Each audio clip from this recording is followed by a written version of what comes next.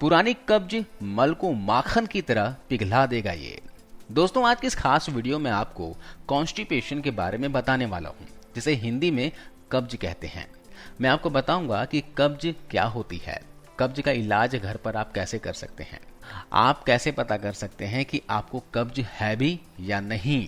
मैं आपको स्टूल के शेप के जरिए, यानी आप अपने मल को देखकर कैसे पता करेंगे कि आपको कब्ज है, और है तो ऐसी स्थिति में आपको क्या क्या खाना चाहिए। दोस्तों, दुनिया भर में अधिकतर लोग कब्ज से पीड़ित होते हैं, लेकिन उन्हें पता ही नहीं होता कि ये कब्ज है क्या। सुबह फ्रेश होने के बाद भी अगर आपका पेट अच्छे से साफ नहीं होता, एक बार में सेटिस्फेक्शन नहीं मिलता, बार बार पॉटी जाने को मन करता है, बार बार मल त्यागने की फीलिंग आती है, तो ऐसे में आपको कब्ज की प्रॉब्लम है।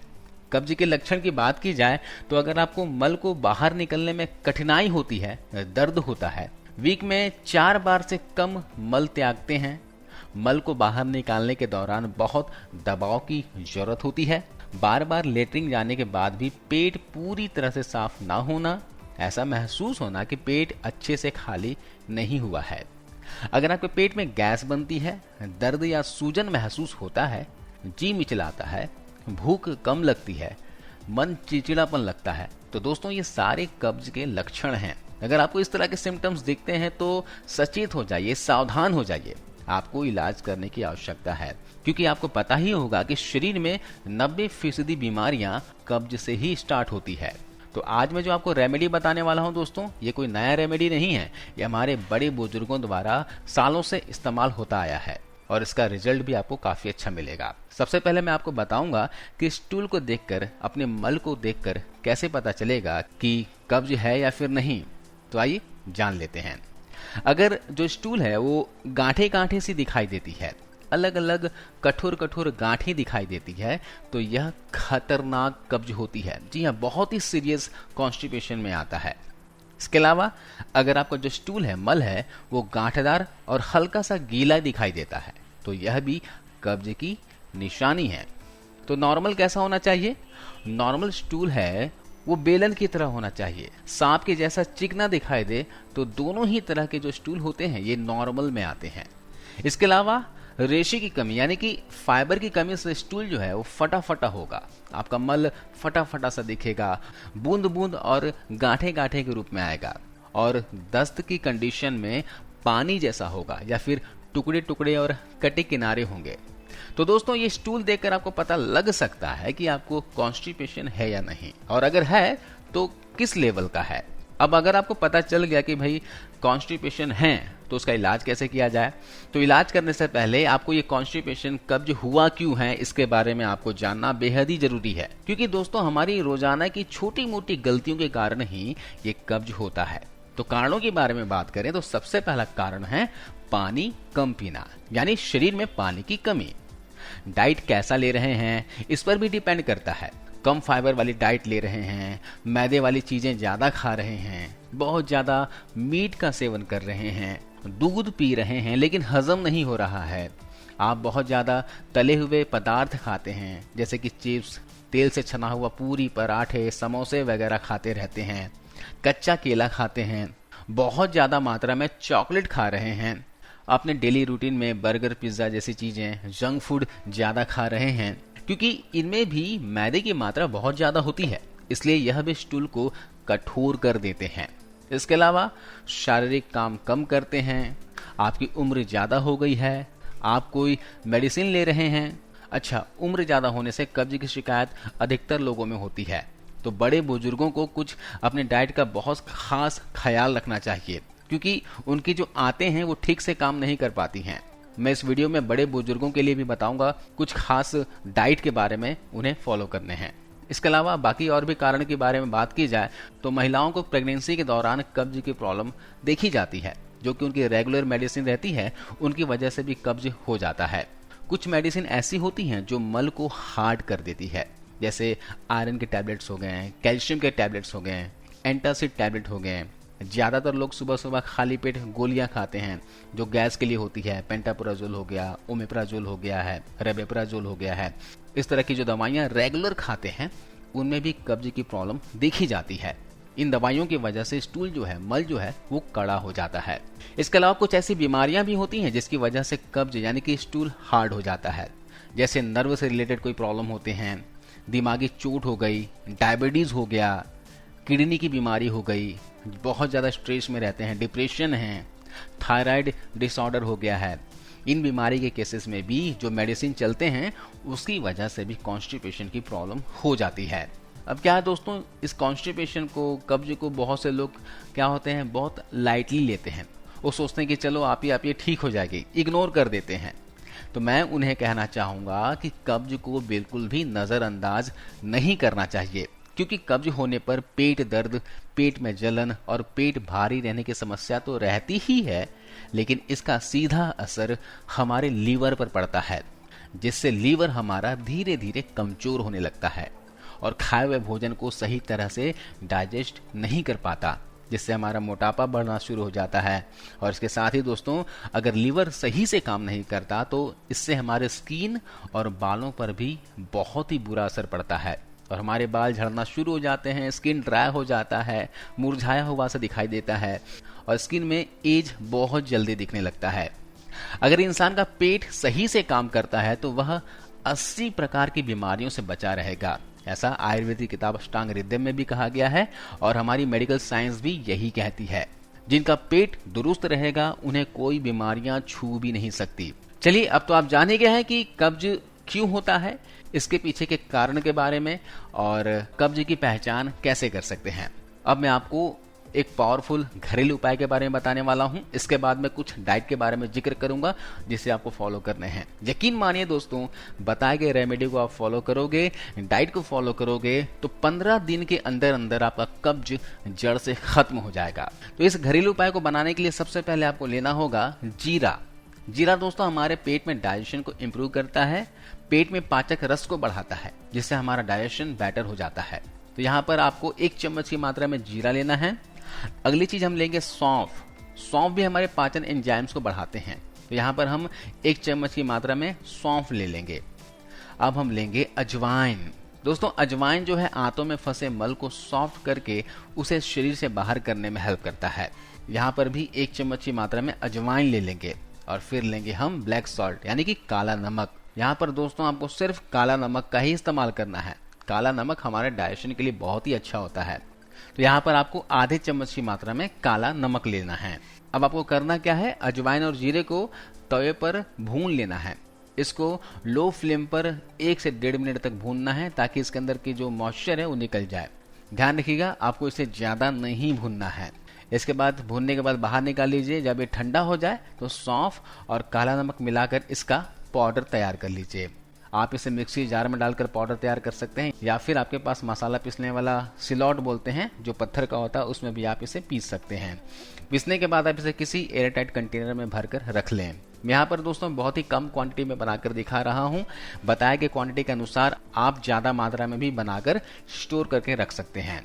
चलिए इसका इस्तेमाल कैसे करना है वो जान लेते हैं। इसके लिए आप 1 गिलास गुनगुना पानी लीजिए। पानी गुनगुना ही होना चाहिए, नॉर्मल पानी या फिर ठंडा नहीं होना चाहिए, इस बात का खास ख्याल रखिएगा। इस पानी में आपको 1 चम्मच पाउडर को मिलाना है और रात को सोने से पहले पी लेना है।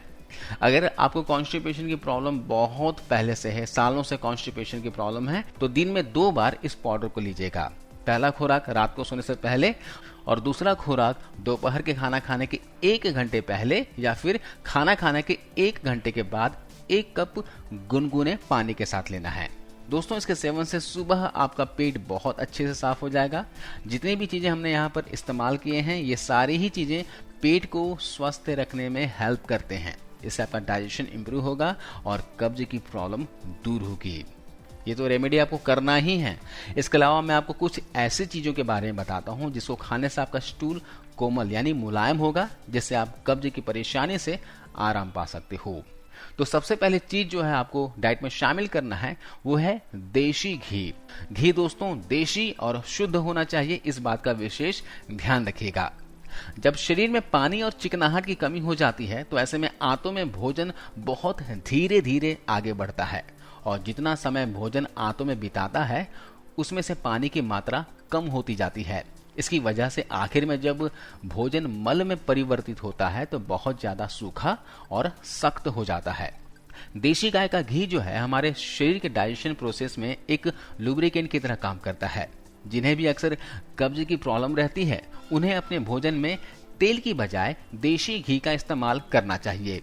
यहाँ पर अगर आप गाय का शुद्ध देशी घी इस्तेमाल करोगे तो ये आपका वजन नहीं बढ़ाएगा। बहुत से लोगों को मिथ है कि गाय के देशी घी खाने से कोलेस्ट्रॉल बढ़ जाता है, वजन बढ़ जाता है। लेकिन यकीन मानिए दोस्तों, अगर आप सीमित मात्रा में रोजाना गाय का देशी घी खाएंगे तो आपके शरीर में एक्स्ट्रा फैट नहीं बढ़ेगा, ना ही कोलेस्ट्रॉल बढ़ेगा। देशी घी में अच्छे कोलेस्ट्रॉल होते हैं जिसे HDL कोलेस्ट्रॉल कहा जाता है, जो हमारे शरीर के लिए बहुत ही जरूरी होते हैं। तो इसलिए बेफिक्र होकर पाचन को बेहतर बनाने के लिए इसका इस्तेमाल कीजिए। अगर आपको घी का स्वाद पसंद ना हो तो रात के समय क्या कीजिए, 1 गिलास गर्म दूध में 1 चम्मच देशी घी घोलकर इसे पी लिया करें। सोने से पहले इसका सेवन करने से सुबह उठते ही पेट अच्छी तरीके से साफ होता है और कब्ज की समस्या में तेजी से फायदा नजर आने लगता है। अगर रात को दूध के साथ देशी घी ले रहे हैं तो बताया गया चूरन का इस्तेमाल आप दोपहर को खाना खाने के 1 घंटे के बाद या फिर 1 घंटे के पहले कीजिएगा। इसके अलावा जो लोग कब्ज की समस्या से काफी सालों से परेशान हैं, 8-10 सालों से कब्ज से परेशान हैं, उनके लिए कैस्टर ऑयल यानी कि अरंड का तेल बेहद ही उपयोगी होता है। आपको करना कुछ नहीं है, बस 1 कप गुनगुना पानी लेना है और उसमें 1 चम्मच अरंड का तेल डाल देना है और इस पानी को हफ्ते में 2 बार पीना है। पुराना से पुराना भयंकर से भयंकर कब्ज की प्रॉब्लम भी अरंड के तेल से खत्म हो जाता है। वैसे तो ये पूरी तरह से सुरक्षित है, लेकिन प्रेगनेंसी के दौरान और वो लोग जो दिल के किसी भी रोग से पीड़ित हों या जिनमें खून की कमी हो, उन्हें अरंड के तेल से बचना चाहिए। यानी जो महिलाएं प्रेग्नेंट हैं, जिन्हें दिल से संबंधित कोई रोग है या फिर शरीर में खून की कमी है, उन्हें नहीं लेना है। बाकी सभी लोग ले सकते हैं और हफ्ते में सिर्फ 2 दिन लेना है और 4 हफ्तों तक लेना है। इससे बहुत जबरदस्त फायदा देखने को मिलता है। इसके अलावा अंजीर और किशमिश का पानी कब्ज होने पर बेहद लाभकारी होता है। रोजाना 1 अंजीर और 5 या फिर 6 किशमिश को 4-5 घंटे के लिए पानी में भिगोकर रख दें और रोजाना सुबह या फिर रात को सोने से पहले इसका किशमिश और अंजीर को चबा चबा कर खा लें।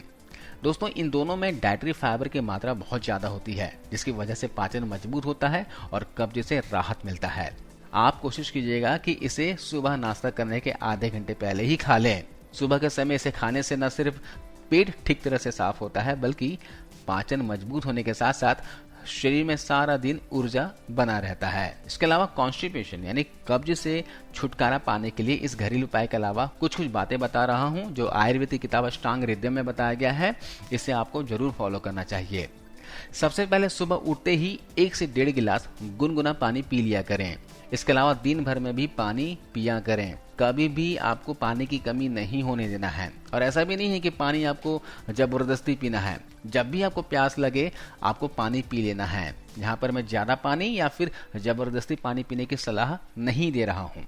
पानी की पर्याप्त मात्रा आपके शरीर में रहेगी तो आपको मल त्यागने में आसानी होगा और पेट अच्छी तरह से साफ होता है। इसके अलावा पानी पर्याप्त पीने से बॉडी डिटॉक्स होती रहती है, आपको लंबी आयु मिलेगी। खाना जब भी खाएं अच्छे से चबा चबा कर खाएं और खाने के तुरंत पहले और तुरंत बाद में पानी या फिर कोई भी ठंडी चीज, जैसे अभी लोग कोल्ड ड्रिंक पी लेते हैं, है ना। खाने के साथ कई लोगों को देखा गया है कि भाई कोल्ड ड्रिंक का बॉटल लेके बैठते हैं, तो बहुत ही गंदी आदत है। बिल्कुल भी पानी या कोल्ड ड्रिंक वगैरह नहीं पीना है। खाना खाने के कम से कम 1 से 1.5 घंटे के बाद ही आपको पानी पीना है।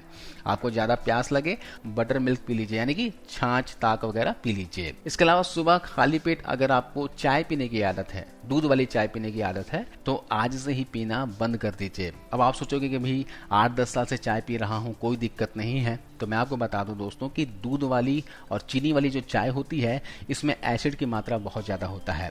सुबह सुबह खाली पेट चाय पीने से वो एसिड जो है आपके शरीर में जमा होता रहेगा और उसका प्रोसेस बहुत स्लो रहता है। आपको 8-10 साल में पता नहीं चलेगा, जब आपकी एज 40-45 क्रॉस करेगी तो आपको इसका फर्क नजर आने लगेगा।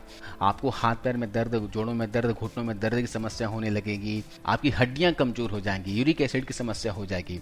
तो इसलिए सुबह सुबह खाली पेट दूध वाली चाय पीने की मनाही है। अगर आपको चाय पीना ही है तो कुछ खाने के बाद पीजिए, लेकिन वो भी सीमित मात्रा में। इसके अलावा मैदे का सेवन ज़्यादा नहीं करना है, महीने में 1-2 बार कर सकते हैं, क्योंकि मैदे में बिल्कुल भी फाइबर नहीं होता। यह आंतों में जाकर चिपक जाता है और आसानी से पेट से नहीं निकलता। इसके अलावा शराब का सेवन करते हैं तो ज़्यादा मात्रा में ना करें। शराब के सेवन से शरीर में पानी की कमी हो जाती है, यानी कि डिहाइड्रेशन की प्रॉब्लम पैदा करती है, जिससे पेट का मल हार्ड हो जाता है और शरीर से निकलने में बहुत प्रॉब्लम होती है। तो दोस्तों, यह है कॉन्स्टिपेशन का संपूर्ण इलाज। आप बताए गए रेमेडी को फॉलो कीजिए, डाइट को फॉलो कीजिए, और खासकर बुजुर्ग लोग रोजाना 2 चम्मच देशी घी खाना शुरू कर दें। इससे उनको कब्ज की समस्या नहीं होगी। तो आज की इस वीडियो में बस इतना ही। आपको इस वीडियो को अंत तक देखने के लिए बहुत बहुत शुक्रिया।